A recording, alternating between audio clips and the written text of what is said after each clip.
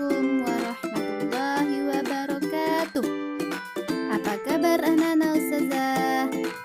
Semoga anak-anak ustazah dalam keadaan sehat dan tetap semangat. Sebelum pembelajaran kita mulai, anak-anak ustazah jangan lupa berdoa sebelum belajar. Baiklah anak-anak ustazah, sekarang persiapkan dulu buku pembelajarannya. Dan kita akan lanjut pembelajaran kita. Tema 1, subtema 2, pembelajaran 3. Sekarang coba anak-anak ustazah dengar cerita serunya berlatih menari. Pada hari Ahad, Susan kedatangan teman-temannya, Salman, Tigor, Jono, dan Mika sengaja berkunjung ke rumah Susan. Mereka ingin melihat Susan latihan menari. Selama ini, Susan memang dikenal sebagai siswi yang pandai menari. Beberapa tarian daerah sudah dikuasai oleh Susan. Karena itu, Susan sering mengisi acara tarian pada setiap acara sekolah. Jono, Tigor, dan Salman, yuk ikut menari, ajak Susan sambil tersenyum. Lalu Susan, ujar Ika setengah berteriak. Iya Susan, Ika kan pemalu, lebih Jono. Ika sih malu-maluin, bukan pemalu, udah Salman. Jadi siapa dong yang mau belajar menari bersama Ana? Tanya Susan. Kalau bersama-sama, kami tidak malu, Susan. Oh ya sudah, ayo antum semua ikut menari bersama Ana, ajak Susan.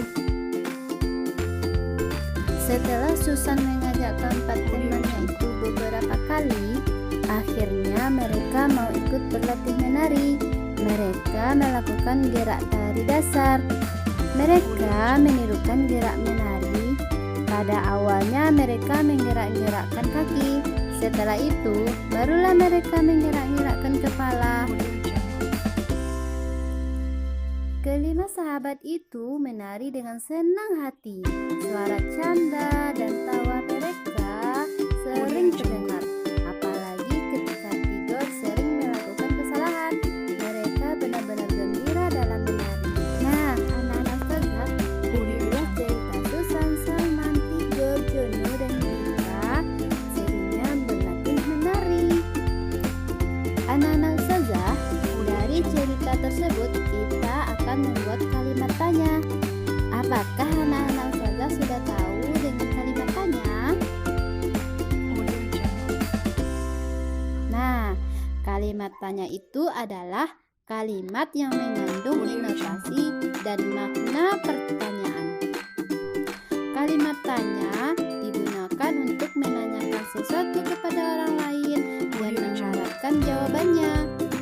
Untuk membuat kalimat pertanyaan, digunakan kata tanya dan tanda tanya pada akhir kalimat. Anak-anak ustazah, tahu tidak? Ada beberapa kata tanya untuk membuat kalimat tanya. Yang pertama, kata siapa untuk menanyakan nama.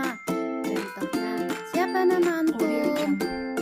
Yang kedua, kata kapan. Nah, kata kapan digunakan untuk menanyakan waktu. Contohnya, kapan antum berangkat ke sekolah? Yang ketiga, kata di mana, kemana, dari mana. Nah, kata ini digunakan untuk menanyakan tempat. Contohnya, di mana antum tinggal? Kemana antum akan pergi?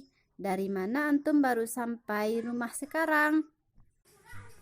Yang keempat, kata berapa. Kata berapa ini digunakan untuk menanyakan jumlah. Contohnya, berapa jumlah koleksi buku cerita antum di rumah? Yang kelima, kata apa. Nah, kata apa digunakan untuk menanyakan benda atau sesuatu hal.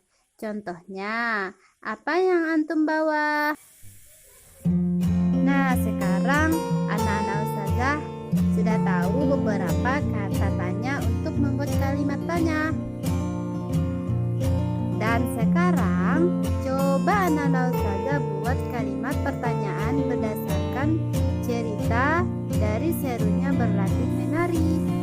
Setelah Salman dan teman-temannya berlatih menari, selanjutnya Salman dan teman-temannya membuat sebuah karya seni lipat. Mereka membutuhkan banyak hasil lipatan kecil yang harus digabungkan.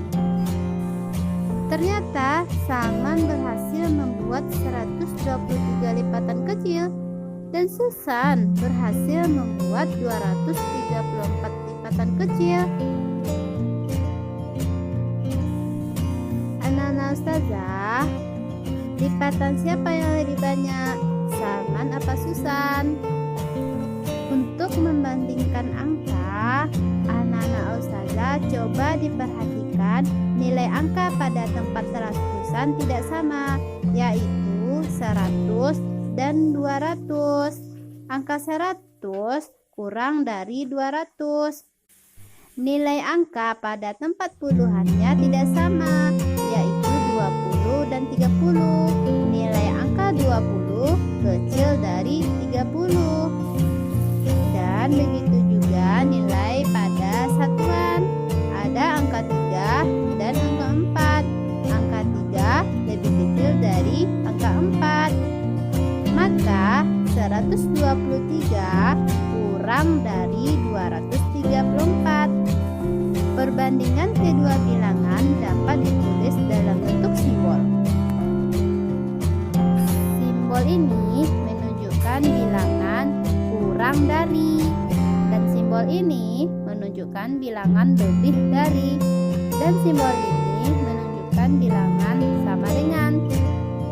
Jadi, dari angka 123 dan 234 dapat kita tulis 123 kurang dari 234, atau juga bisa kita baca 123 kecil dari 234. Sekarang coba anak-anak ustazah bandingkan dua bilangan berikut dengan memperhatikan angka penyusunnya.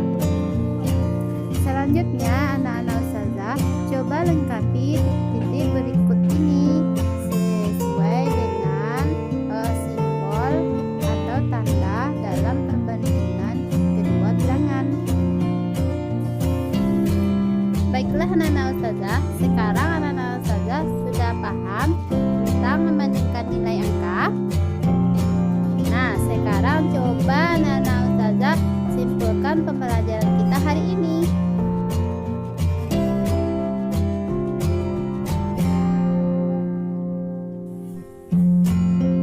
Kesimpulan pembelajaran kita hari ini, menari itu menyenangkan hati, juga dapat menyegarkan otak.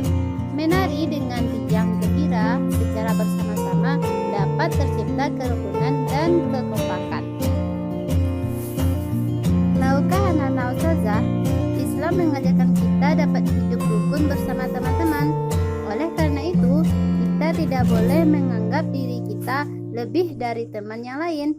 Kita harus menghindari sikap merendahkan teman kita, sebagaimana firman Allah dalam surat Al-Hujurat ayat 11.